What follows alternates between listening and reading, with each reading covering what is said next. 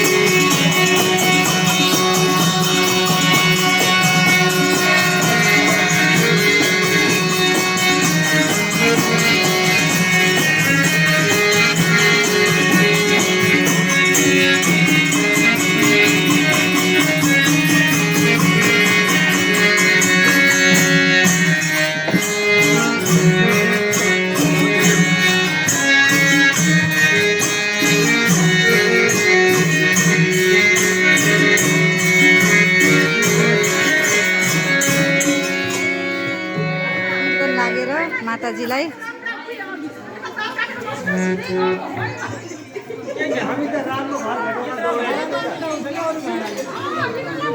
तपाईहरु नि आफ्नो ठाउँबाट आज शिवरात्रिको पावन अवसरमा जताततै भजन कीर्तन गर्नु होला। हाम्रो यो महान पर्व ओम नमः शिवाय ओम नमः शिवाय। ल अब हामी घर जाँदैछौँ। तपाईँलाई म मन्दिरको दर्शन पनि गराउँछु है। नीलकण्ठ धाम है। नीलकण्ठ भगवान सपनामा मेन कुरा चाहिँ कसरी यो मन्दिरको स्थापना भयो भनेपछि यहाँको मातालाई सपनामा सुखानगर बस्नुहुन्थ्यो माता। सपनामा सन्तोषी माताले यहाँ एउटा शिवको मन्दिर गराइदिनु भनेर सपनामा आइसकेपछि उहाँले यो मन्दिरको स्थापना गरिएको हो। नीलकण्ठ भगवान यसको डाँडाको काखमा छ है यो नीलकण्ठ धाम।